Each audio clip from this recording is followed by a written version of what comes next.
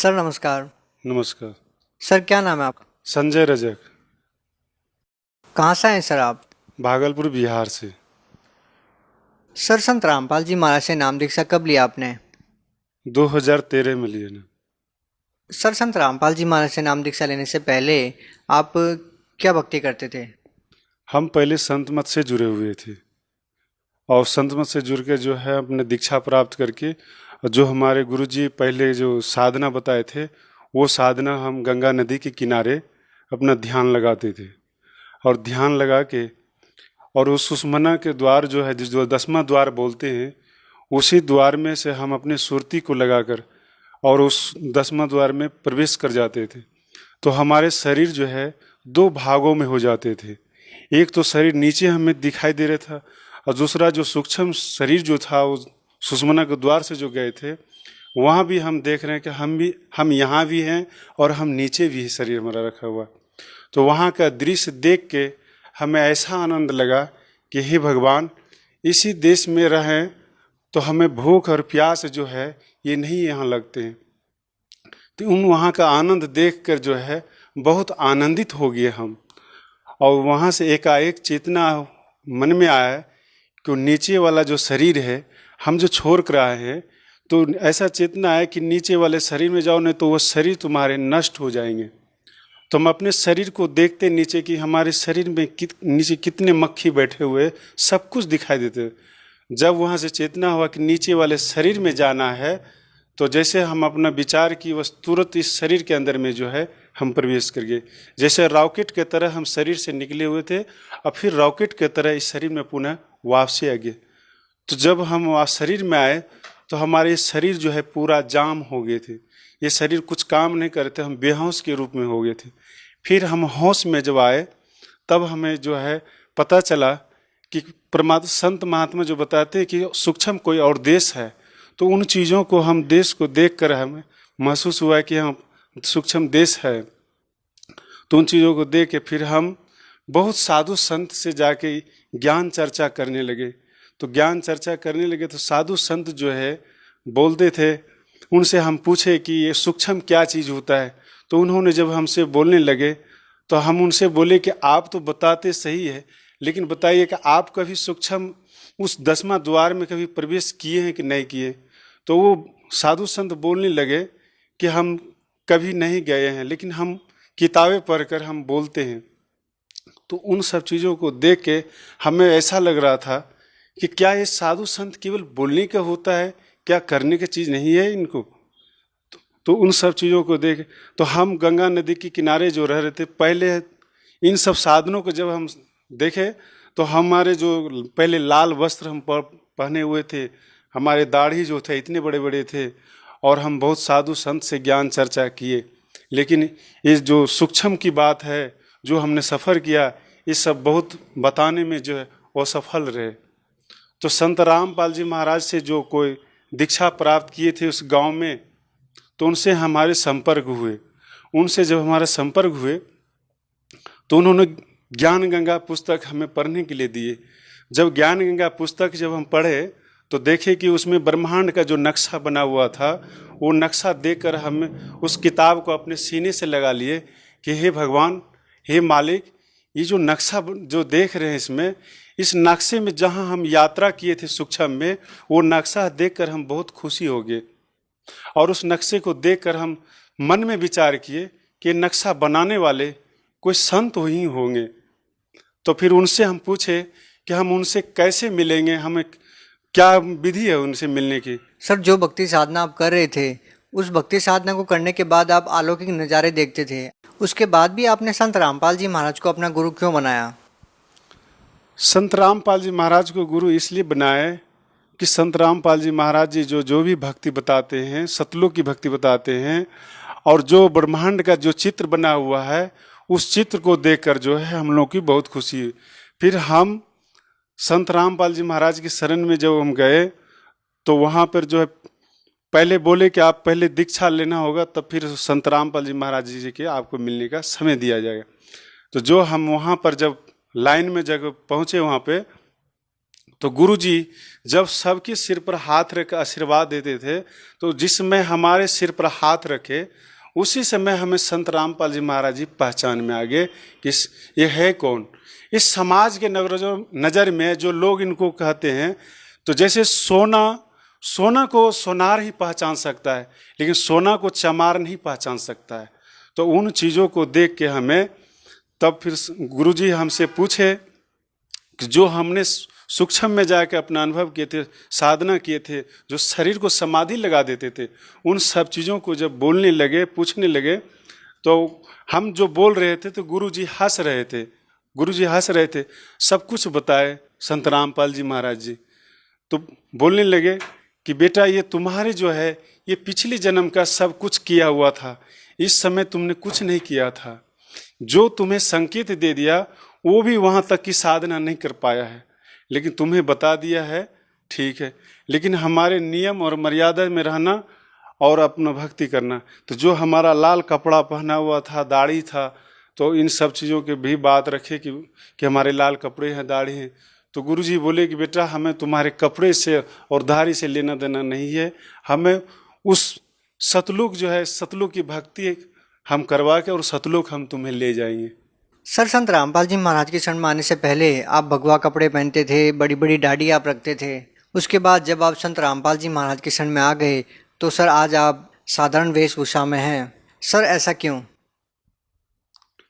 देखिए, हमको इसलिए ऐसा लग रहा है कि साधु बनना जैसे कि किसी का दान कर लेना पैसा, चंदे का पैसा लेकर खाना, ये जीवन बिताना, ये हमें ये चीज़ों को जानकारी नहीं था। लेकिन हम साधु सन्यासी बनकर सिद्धि तो प्राप्त कर लिए, लेकिन परमात्मा तक हम नहीं पहुंच पाए और परमात्मा तक हम नहीं पहुंच।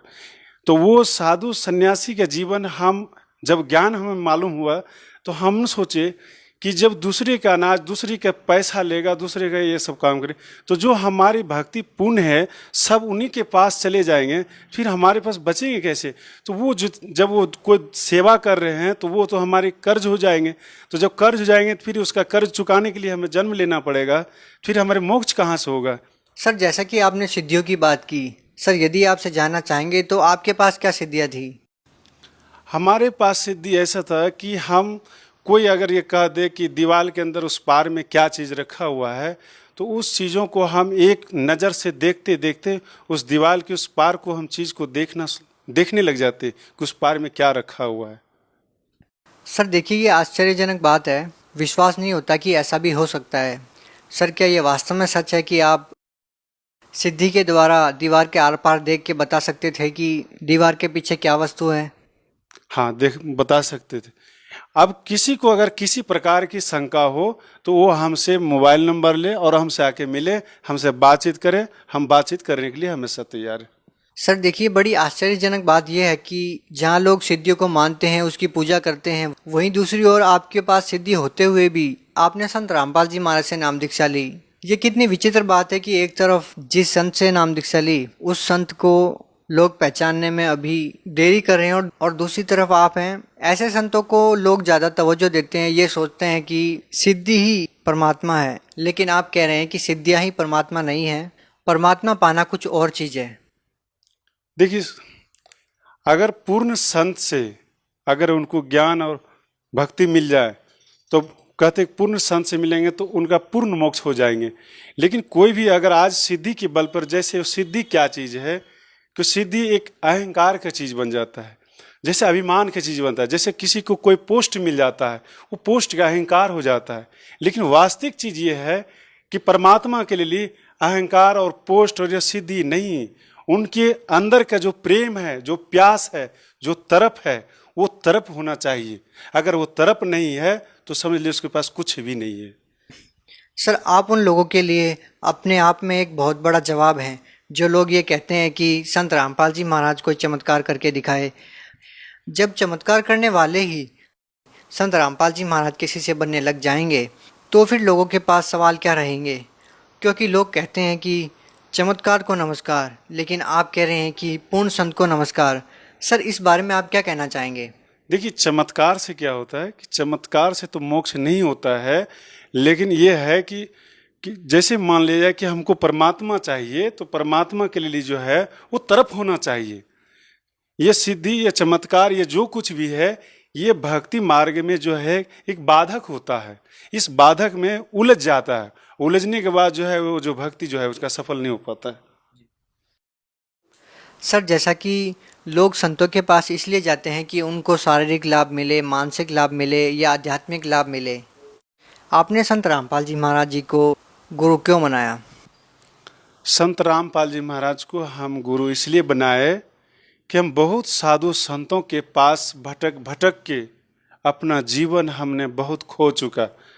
जो कि आज हमसे बहुत सीनियर, बहुत साधु, जो कि 500 के ग्रुप में रहने वाले हम साधु थे, जो कि वो उस ग्रुप के लोगों ने कहते थे कि हमारे जो सिद्धि शक्ति है वो 500 के ग्रुप में नहीं थे।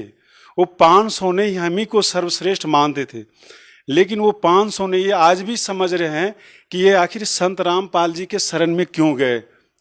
ये हमसे पूछा गया तो हम उनको बताए। बात ये ऐसा है कि हम संत रामपाल जी महाराज के शरण में इसलिए गए हैं कि जो संत रामपाल जी महाराज जो भक्ति बताते हैं, जो साधना बताते हैं, जो नियम बताते हैं, वो है बहुत संतों के पास में नहीं है।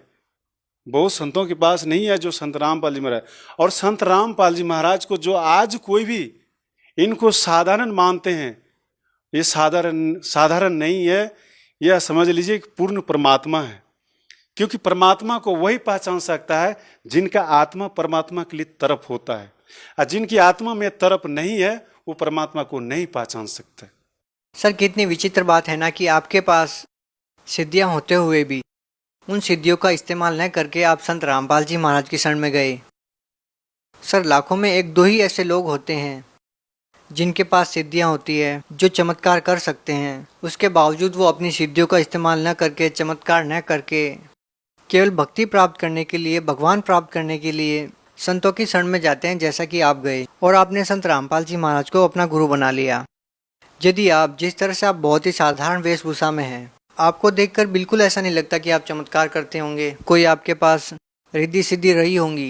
यदि आप इस टाइम पे यदि भगवा कपड़ा पहन लेते हैं, लंबी दाढ़ी बढ़ा लेते हैं और चमत्कार करने लग जाते हैं, रिद्धि सिद्धियों का प्रयोग करने लग जाते हैं, तो आज आप हिंदुस्तान में लाखों लोगों का प्रतिनिधित्व कर सकते हैं। लेकिन एक बहुत बड़ी बात है कि आपने मान बढ़ाई को त्याग कर संत रामपाल जी महाराज को अपना गुरु बनाया।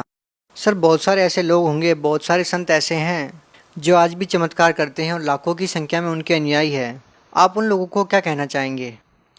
देखिए, हम उन सबों को ये कहना चाहते हैं कि जितने भी साधु संत के वेशभूषा में बनकर जो वक्ता बने हुए प्रवचन करते हैं, दुनिया के लोग उनको मानते हैं और उनकी बात पर चलते हैं। लेकिन हम ये कहना चाहते हैं कि आखिर पूर्ण संत का पहचान क्या है। पूर्ण संत का पहचान तो जान लेना चाहिए।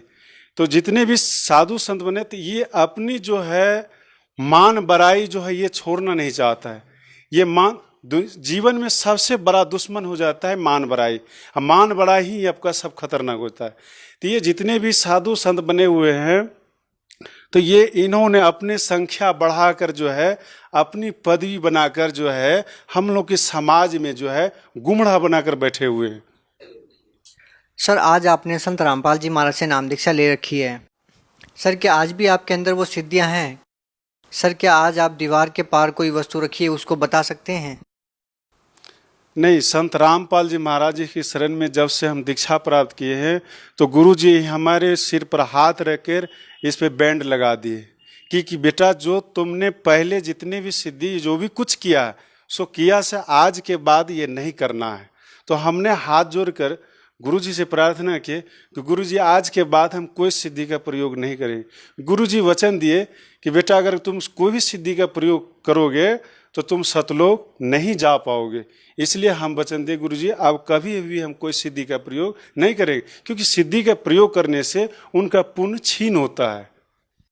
सर, आप भगत समाज को क्या संदेश देना चाहेंगे?